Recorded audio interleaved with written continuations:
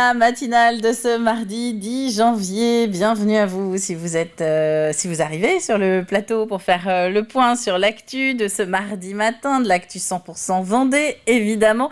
On a eu un petit peu de changement. J'avais un double décompte dans l'oreillette pendant le générique. J'avais Cathy et Antoine qui me parlaient et qui faisaient le décompte. Donc voilà, j'étais encore plus sûre de commencer à l'heure. Alors, de quoi parlons-nous aujourd'hui ? Eh bien, je vous le disais, on parle de nos poubelles notamment. Et oui, pourquoi on parle de nos poubelles ? Eh bien, c'est parce que nous sommes plutôt habitués à entendre dire que nous sommes des champions du tri en Vendée. Alors oui, mais vous allez voir que dans le détail, ce n'est pas tout à fait le cas. On est bien les champions du sac jaune, mais il n'y a pas que les emballages qui doivent être mis de côté.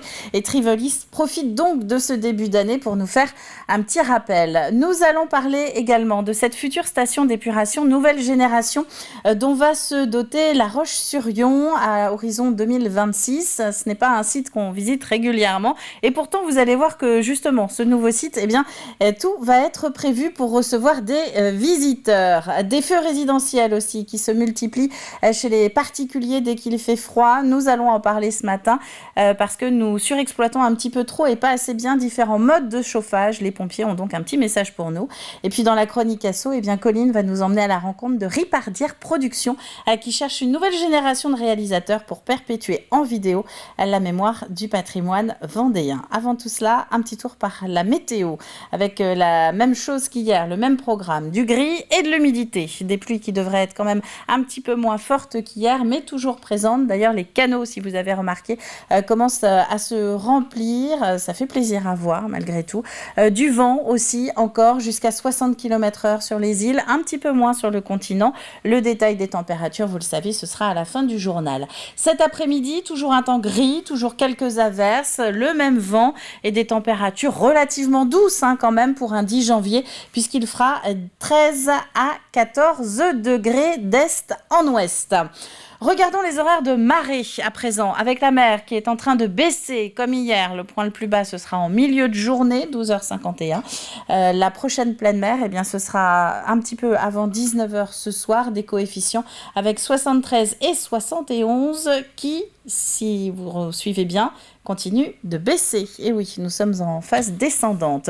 La carte des marchés à présent, s'il te plaît Antoine, avec les rendez-vous du mardi qui s'affichent à l'écran. On peut vous citer Chaland, on peut vous citer Saint-Gilles-Croix-de-Vie, La Roche-sur-Yon ou encore, puisque nous sommes justement le deuxième mardi du mois, les Lucs sur Boulogne. Pour l'éphéméride, eh bien, bonne fête au Guillaume, tout comme au Gonzague, au Liam ou encore au Willem. C'est la journée mondiale Tintin en ce 10 janvier. C'est le moment de ressortir la collection. Le soleil se couchera aujourd'hui en Vendée à 17h38. Maintenant, on a fait le tour des infos pratiques. Je vous propose donc de passer au journal.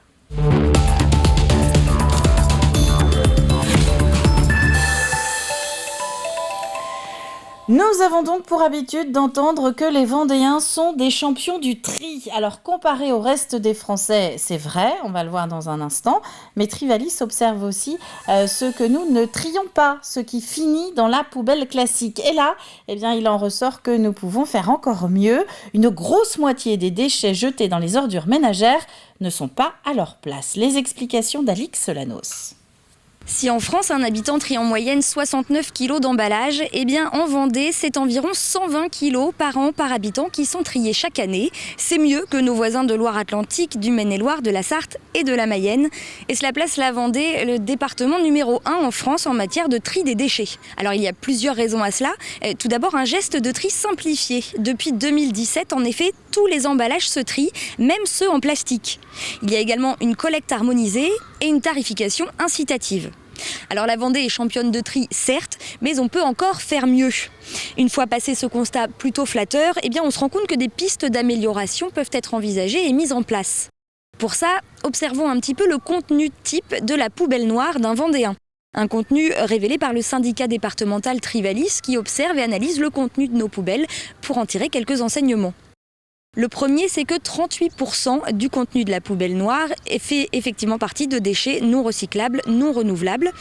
de type papier cadeau, couches, mouchoirs ou encore vaisselle cassée. Mais si 38% des déchets sont bien non recyclables, cela veut dire que 62% du contenu de la poubelle l'est bien. 34% sont des biodéchets, c'est-à-dire biodégradables, des épluchures, des restes de repas qui pourraient aller au compost, aux poules ou encore dans un lombricomposteur quand on n'a pas de jardin.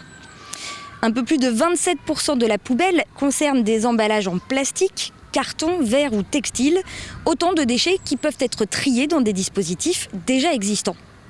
La Vendée peut donc encore s'améliorer en termes de tri pour continuer de baisser le nombre de tonnes enfouies chaque année. En 2010, on enfouissait 174 000 tonnes de déchets. En 2021, on est passé à 114 000 tonnes. Et l'objectif pour 2025, c'est de ne pas dépasser les 87 000 tonnes. Trivalis incite donc les Vendéens évidemment à mieux trier, mais surtout à mieux consommer afin de produire moins d'emballages et de réduire notre impact sur l'environnement. Un espace permanent existait déjà à Fontenay-le-Comte, mais depuis quelques semaines, les habitants du sud-est vendéen peuvent aussi se rendre dans une des 5 autres permanences itinérantes France Service, réparties dans 5 autres communes à proximité de Fontenay, dont Pouillé, dont vous voyez ici les images de l'inauguration. Une même adresse donc pour accompagner dans les démarches administratives comme la CAF, l'assurance maladie, Pôle emploi ou encore la Poste. Donc l'intérêt pour Pouillé d'avoir ce site, c'est de pouvoir apporter à nos concitoyens toutes les démarches administratives nécessaires qui sont réellement demandées aujourd'hui. Deuxièmement, c'est aussi pour pouvoir rayonner sur l'ensemble des communes avoisinantes et d'offrir ce service pour avoir un centre de proximité accessible à tous. Et puis de pouvoir offrir dans ces locaux une activité supplémentaire à la population. La vocation de France Service, c'est aussi de pouvoir accompagner les usagers dans leur démarche numérique. Et nous avons ce qu'on appelle des conseillers numériques. Ça, c'est un autre programme que l'État a déployé. Alors ici, on en bénéficie de manière indirecte, puisque c'est au niveau de la communauté de communes que la communauté de communes a recruté une conseillère numérique qui vient donc en appui des agents qui se trouvent ici dans l'espace France Service pour pouvoir justement aider les usagers à, ce que vous dites, à réduire cette fracture numérique. Non ? Alors, autour de Fontenay-le-Comte, il y a donc cette nouvelle permanence à Pouillé tous les lundis après-midi dans les locaux de la mairie. Mais vous pouvez également en retrouver une à Auchet-sur-Vendée, à Foussé-Perret, à Lorbry et au Velluire-sur-Vendée. Un tout petit peu plus au nord, à côté de la Châtaigneraie, le tout premier maire de Terval a été élu. Nous en parlions pendant les fêtes. Terval, c'est cette commune nouvelle issue de l'association de la Tardière, la Chapelle-aux-Lys et de Breuil-Barret. Ce premier maire, donc, c'est Damien Crabeil, premier élu de la Tardière. La plus grosse des 3 communes déléguées d'ailleurs. Il était le seul élu candidat à ce poste.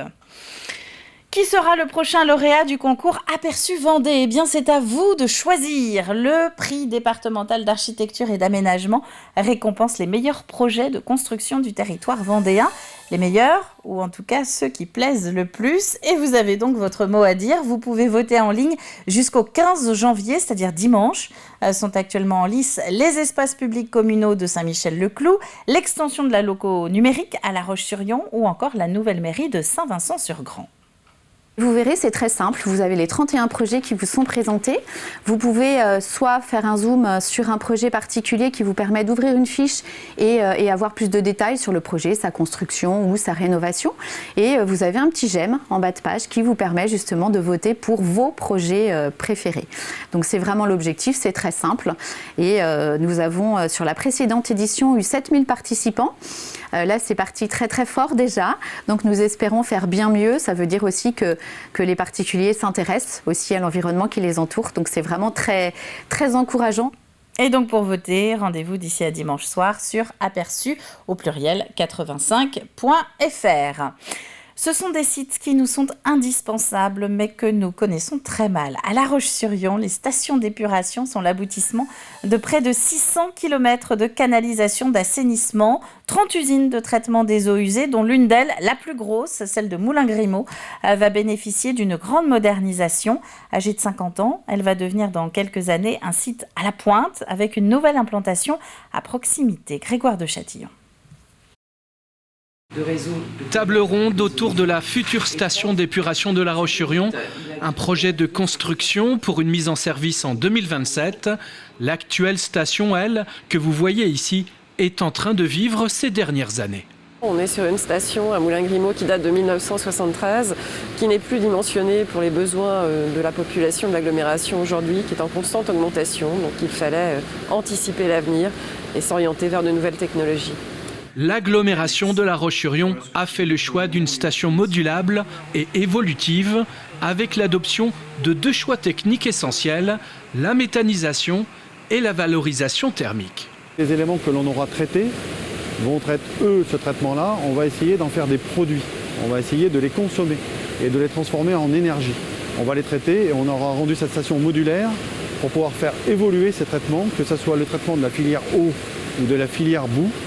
On les traitera de façon modulaire parce que dans les 50 ans à venir, on sait qu'on aura des évolutions scientifiques et techniques qui seront telles qu'il va falloir pouvoir upgrader cette station, si je peux employer ce mot-là, de faire en sorte que cette station elle évolue en fonction de la réglementation, mais aussi de nos connaissances techniques et scientifiques.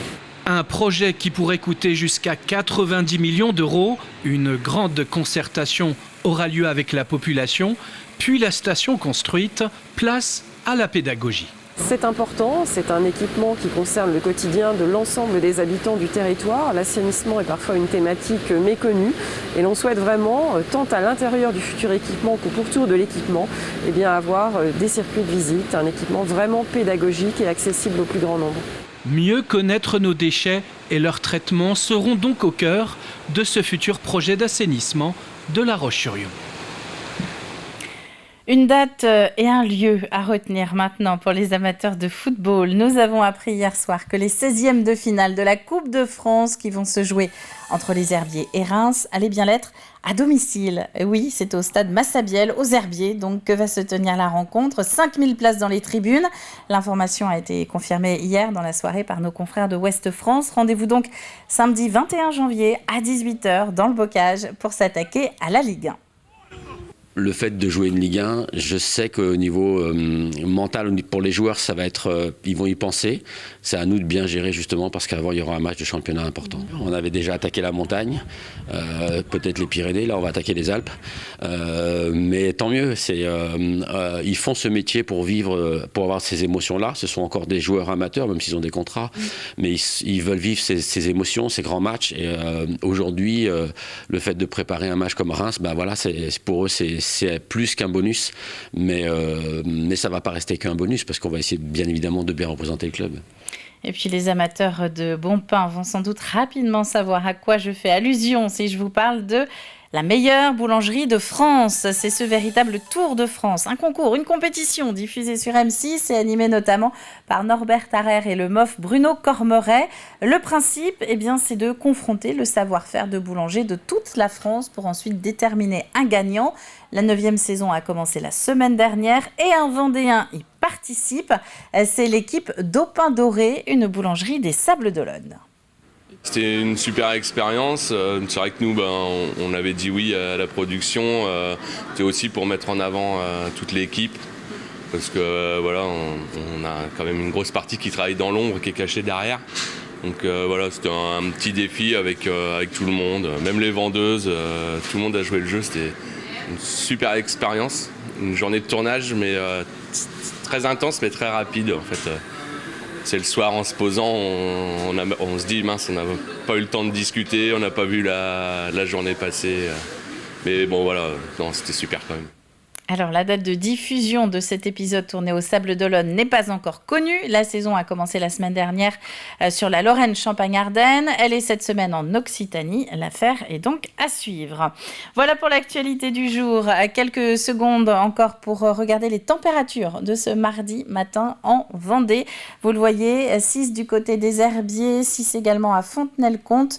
Sur le littoral, il fait un tout petit peu plus chaud, 8 à 9 degrés entre la Tranche-sur-Mer et Beauvoir. Voilà pour le temps de ce mardi. On va maintenant s'attaquer à nos chroniques du jour. Au programme, les risques d'incendie dus aux appareils de chauffage. Un appel aussi aux réalisateurs en herbe qui voudraient s'engager pour la promotion et la valorisation du patrimoine vendéen, ou encore une petite virée sur le plateau de Backstage.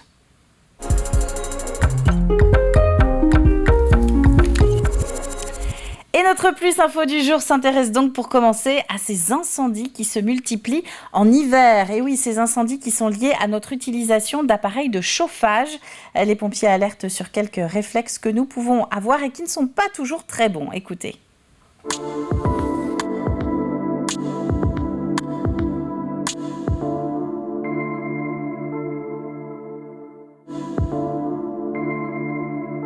Avec l'arrivée de l'hiver et des premières périodes de froid, les chauffages se rallument dans toutes les habitations.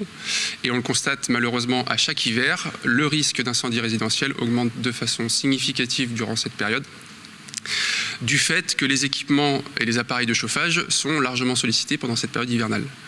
Et notamment les cheminées et les radiateurs qui méritent une attention toute particulière. En Vendée, c'est en moyenne 250 interventions par an qui sont liées à l'utilisation de ces modes de chauffage. Utilisation qui peuvent, et incendies qui peuvent s'accompagner malheureusement de victimes plus ou moins graves et aussi de dégâts qui peuvent être considérables. Pour tout ce qui est cheminée, on va parler des foyers ouverts. En utilisation, veillez à bien placer un écran devant votre cheminée qui évite tout risque de projection sur le tapis qui est situé à proximité ou sur le plancher bois. Pour les poêles à bois, c'est bien mettre du bois qui est sec dans votre cheminée. Laisser les cendres refroidir avant de les évacuer et une fois qu'on les évacue, c'est à l'extérieur du logement dans une boîte métallique qui évite tout départ de feu sur l'habitation. Les autres appareils à surveiller, ça va être tout ce qui est radiateur, que ce soit des radiateurs muraux ou les radiateurs d'appoint. Les radiateurs d'appoint, comme leur nom l'indique, ne doivent pas être utilisés de façon permanente mais de façon ponctuelle. Donc pensez à les débrancher dès que vous quittez votre logement. Tout comme votre cheminée d'ailleurs, j'en ai pas parlé, mais effectivement, dès que vous quittez votre logement, on ne laisse jamais un feu se poursuivre. C'est une mesure importante. Le monoxyde de carbone, donc c'est un gaz qui est toxique, mais qui est aussi inodore et incolore. Donc on ne peut pas détecter comme ça. On commence à le détecter à partir du moment où on a les premiers symptômes de cette intoxication. Les maux de tête, les vomissements, malaise, vertige, etc.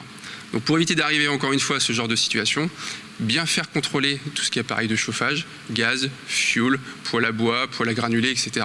Il existe également des détecteurs aussi pour ce gaz particulier, ce monoxyde de carbone, détecteurs qui peuvent être installés à proximité de nos installations de chauffage et qui permettent d'identifier ce risque avant l'apparition des symptômes. Il existe également des appareils qui sont obligatoires, les détecteurs de fumée. Je vous rappelle que toute habitation doit être équipée à minima d'un détecteur de fumée. Donc vérifiez tout simplement que la pile fonctionne toujours. Il y a un petit bouton sur ces appareils qui permet de tester le bon fonctionnement de la pile. Donc à minima, un appareil, je vous conseille de le mettre dans la circulation à proximité des chambres. Et si vous avez des étages, n'hésitez pas à en mettre un à chaque étage, et également à proximité des locaux à risque, type lingerie par exemple. Les pompiers donc qui rappellent l'importance du ramonage régulier des conduits de cheminée, de poêles ou encore de vérifier l'état des piles des détecteurs de fumée dans les logements. Je vous propose maintenant de prendre la route de notre coup de pouce aux assos.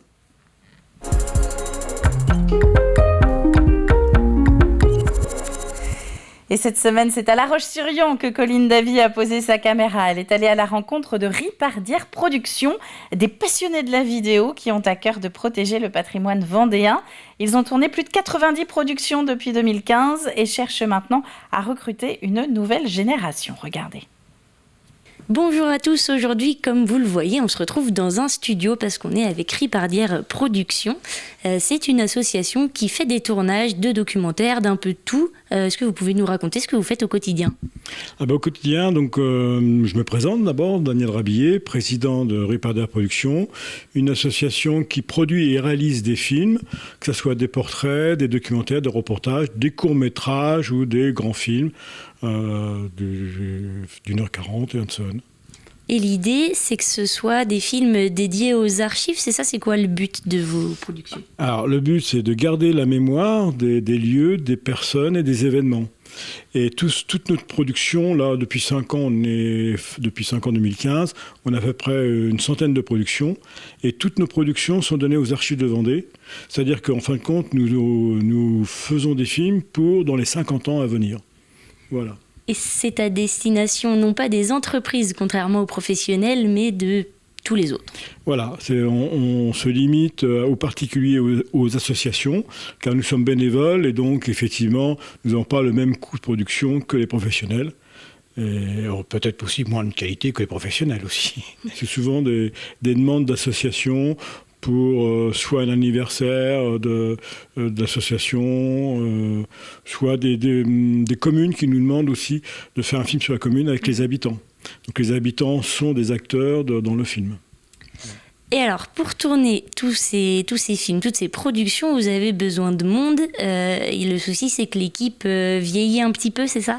Voilà, oui, comme beaucoup d'associations, on a beaucoup de seniors, et les seniors, restent un certain temps, c'est tout. Donc nous recherchons effectivement des jeunes pour prendre aussi la caméra en main et aussi nous succéder après dans l'organisation et dans la continuité de l'association. Voilà. Eh bien, si vous souhaitez rejoindre l'association pour vous aussi vous essayer à la caméra, n'hésitez pas à la contacter. Les coordonnées vont s'afficher juste en dessous de l'écran. Et puis moi, je vous laisse parce que je vais aller les aider à faire quelques documentaires. Allez.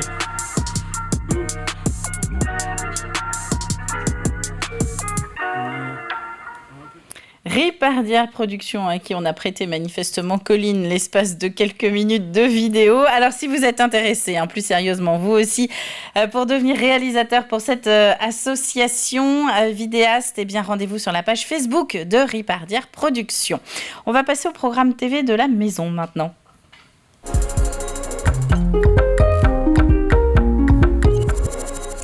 Avec Romain Oliviero qui inaugure l'année 2023 sur le plateau de Backstage. Le comédien, que vous connaissez peut-être d'ailleurs pour ses sketchs diffusés sur les réseaux sociaux, présente son nouveau spectacle Ailleurs à David Auvinet et à l'ensemble des téléspectateurs de TV Vendée. Évidemment, regardez un extrait. Oui, à 24 ans, je suis revenu sur Nantes et j'ai eu envie de découvrir le théâtre, mais vraiment par pure curiosité, en me disant, j'ai envie de monter sur scène, voir ce que ça fait, et surtout, je voulais découvrir les sensations et l'effet que ça faisait de faire rire sur scène. Donc c'est pour ça que je me suis inscrit dans un cours de café-théâtre nantais. C'était pas du théâtre dramatique ni du théâtre d'un autre style ou de l'impro, c'était vraiment optique rire, quoi. Ouais. Voilà. Et pourquoi plus l'humour que le reste ? Parce que après l'humour, en fait, on attend une réaction du public. On a le rire qui nous renvoie, qui nous est renvoyé par le public. Et je me suis dit je voulais découvrir vraiment ce que ça faisait, quoi. Voilà, peut-être que j'y allais vraiment avec une démarche de curiosité. Peut-être que ça m'aurait pas plus botté que ça. Et pourtant, j'y suis encore. Donc voilà. Quels sont les moments que tu as encore en mémoire de ces cours donnés par Alexandra Chauvel notamment ?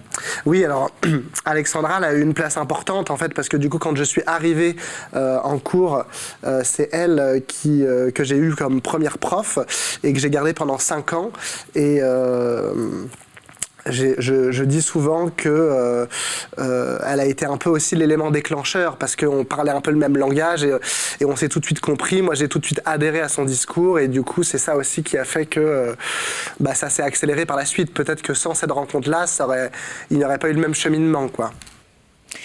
Alors, c'est un numéro de Backstage avec Romain Oliviero que vous allez pouvoir retrouver tout au long de la journée sur l'antenne, mais également à la demande sur nos différentes plateformes. Romain Oliviero qui passera justement au Sables d'Olonne le 31 mai prochain. Quant à nous, nous allons nous intéresser au deuxième indice de la semaine dans le jeu de la matinale.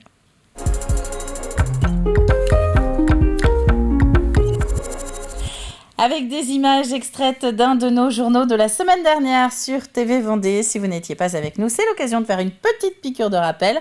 On a fait un feuilleton sur les fèves, et les galettes des rois.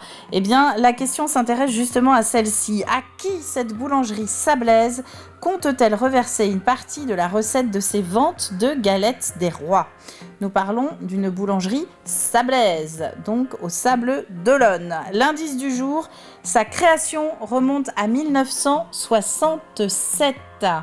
De la structure qui va recevoir la petite enveloppe de la boulangerie sablaise à l'issue de la vente des galettes et brioches des Rois. À la clé, c'est la Cavac, notre partenaire cette semaine. 2 d'entre vous, parmi les bonnes réponses évidemment, pourront repartir avec un coffret de mojettes, de lentilles et de miel intégralement vendéenne. Une mojette, une lentille, du miel, vendéen. Voilà. Donc, vous pouvez envoyer votre réponse avant vendredi midi sur tvvendée.fr et le tirage au sort, ce sera l'après-midi même. On vous tient au courant comme d'habitude dans la foulée. C'est la fin de cette matinale, je vous rappelle l'info du jour. On a eu la confirmation donc dans le cadre de la Coupe de France que les herbiers vont bien pouvoir recevoir à domicile l'équipe de Ligue 1 Reims dans le cadre de la Coupe de France des 16e de finale. Ce sera le 21 janvier prochain à 18h. On vous donnera les infos sur la billetterie dès que nous les aurons. C'est la fin de cette matinale. Merci à vous d'avoir été encore une fois au rendez-vous. On se retrouve demain dès 7h en direct avec toute l'équipe habituelle. Avec Antoine, avec Cathy, avec vous, évidemment. D'ici là, très bon mardi et à demain!